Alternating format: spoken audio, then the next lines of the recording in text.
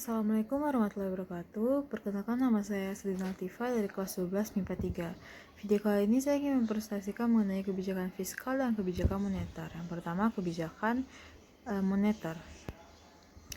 Nah, kebijakan moneter ini adalah kebijakan bank sentral terhadap kontrol peredaran uang. Lebih tepatnya, kebijakan moneter adalah keputusan yang diambil oleh pemerintah dalam rangka menunjang aktivitas ekonomi melalui berbagai hal yang berkaitan dengan penetapan jumlah peredaran uang di masyarakat. Nah, kebijakan moneter ini memiliki beberapa jenis loh, seperti yang pertama ada jenis kebijakan moneter yang pertama ekspansif, yaitu jenis kebijakan moneter yang melakukan pengelolaan dan pengaturan peredaran uang dalam aktivitas ekonomi disebut sebagai kebijakan moneter ekspansif. Nah, dalam hal ini tujuan utamanya itu untuk meningkatkan peredaran uang di masyarakat sehingga roda perekonomian meningkat. Wujud dari jenis kebijakan moneter ini melalui peningkatan pembelian sekuritas pemerintah oleh Bank Indonesia, penurunan suku bunga, penurunan persyaratan cadangan untuk bank. Dampak kebijakan ini juga tidak hanya merangsang kegiatan bisnis atau daya beli konsumen, tetapi juga mengurangi tingkat pengangguran. Yaitu jenis kedua ada kontraktif, yaitu kebijakan moneter kontraktif di mana kebijakan diambil sebagai langkah mengurangi peredaran uang di masyarakat saat terjadi inflasi.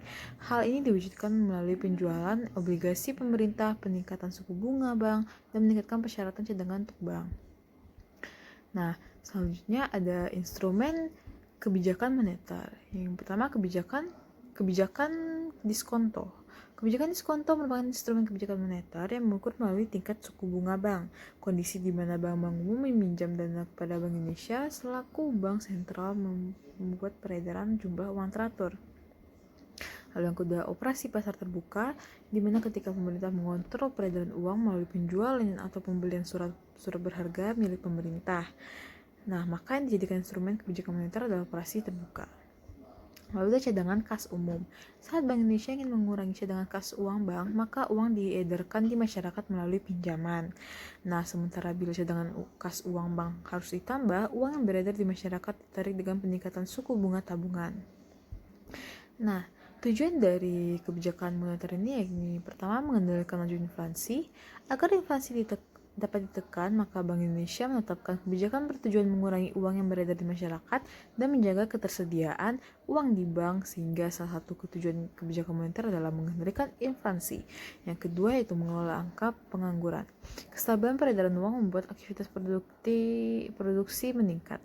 Nah, dengan naiknya kegiatan produksi, maka diperlukan sumber daya manusia dalam pengelolaan, sehingga hal ini mampu menyerap tenaga kerja dan ketersediaan lapangan pekerjaan, sehingga dapat mengelola angka pengangguran untuk lebih sedikit.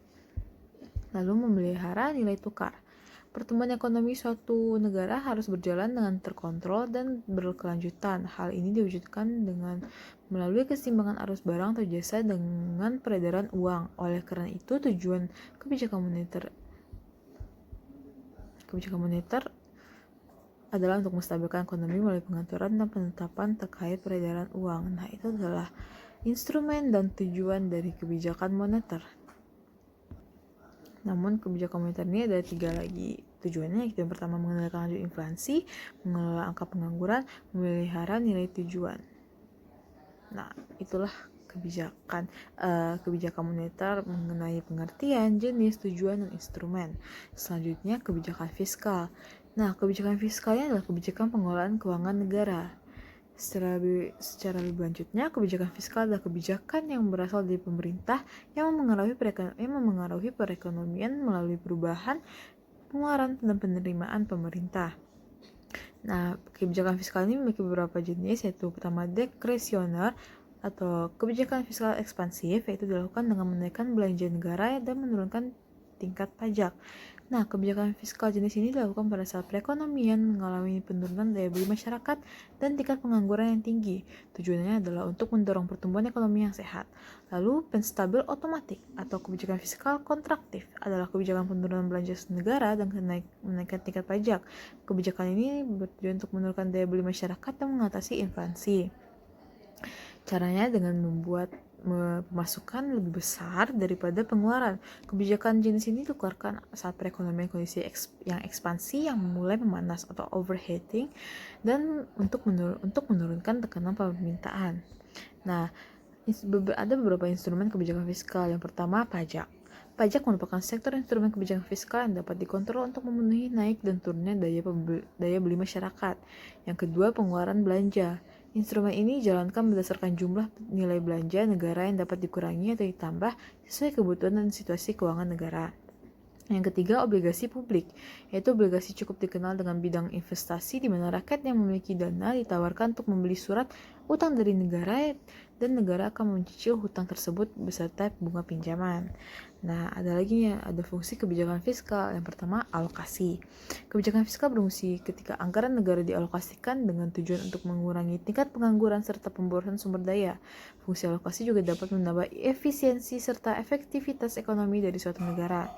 Yang fungsi kedua itu stabilisasi. Kebijakan fiskal berfungsi ketika anggaran pemerintah digunakan untuk menjadi alat yang bertujuan untuk memelihara serta melakukan upaya atas keseimbangan fundamental dari perekonomian negara tersebut. Yang fungsi ketiga itu distribusi, yaitu kebijakan fiskal berfungsi ketika negara membuat suatu kebijakan anggaran dengan adil dan dengan rasa kepatutan. Nah, berikut tadi adalah presentasi saya mengenai kebijakan fiskal dan kebijakan moneter. Jika ada kesalahan, saya mohon maaf. Assalamualaikum warahmatullahi wabarakatuh.